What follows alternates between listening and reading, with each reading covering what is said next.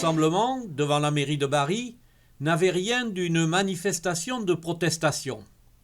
La quasi-totalité des présents, bottes aux pieds, n'affichait pas non plus une quelconque passion pour cet équipement très utilisé ces derniers temps en Sud-Gironde. La troupe, ainsi réunie, avait un seul objectif, nettoyer le village après les inondations récentes. Merci à tous d'être venus. Un petit rappel, ça fait 3 semaines qu'on est sur le fil du rasoir là.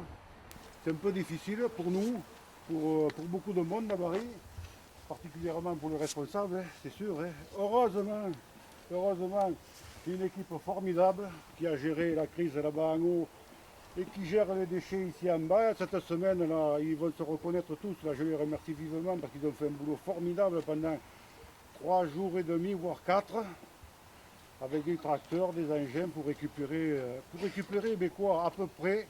Aujourd'hui, il est parti de Bari 580 mètres cubes de déchets. Il y en a encore à peu près 100-120 mètres cubes à faire partir. Aujourd'hui, c'est à peu près notre dernière journée, je pense. On voulait faire une journée pour récupérer tout ce qui se balade dans la nature, parce qu'on a pas mal de vergers. Donc contre les vergers, il s'est arrêté tout ce qui peut s'arrêter.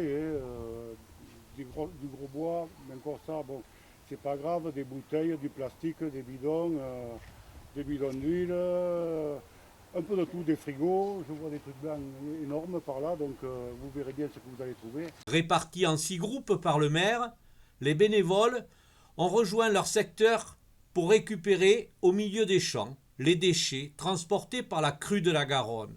Devant chez toi là, J'ai accès avec le tracteur. tu fais balan, noisetier de balan. Un remorque du tracteur. Il faut séparer les hydrocarbures. Vous les posez.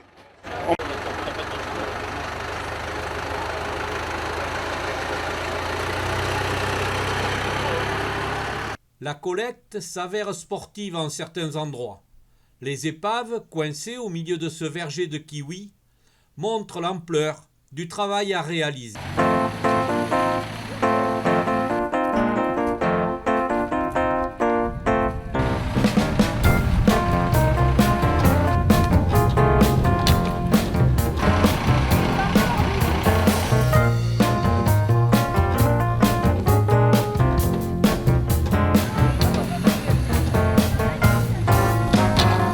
En d'autres lieux, le travail s'avère beaucoup moins ardu. Il en reste tout de même le point fort de cette matinée, l'expression forte d'une énorme solidarité. Je trouve que c'est très représentatif de l'état d'esprit de la commune qui, même avant l'inondation, avait déjà un état d'esprit très solidaire. Là, l'inondation fait ressortir justement cette entraide entre les gens et qui va même plus loin que ça, puisqu'on a aujourd'hui de l'apport de personnes extérieures à la commune.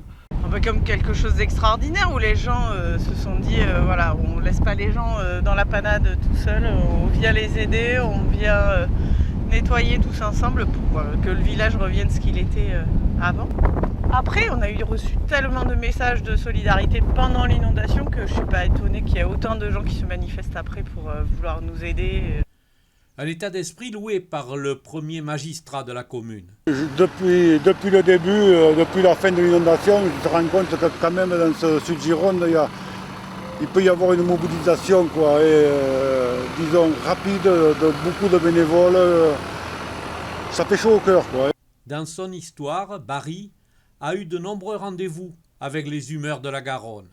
Des caprices qui ont souvent laissé des traces beaucoup plus douloureuse. C'est pas une crue de 81, c'est pas une crue de 1952, c'est encore moins une crue de 1930, où à Bari, je pense qu'en 1930, au moins la moitié, voire les 2 tiers des maisons avaient le premier étage inondé,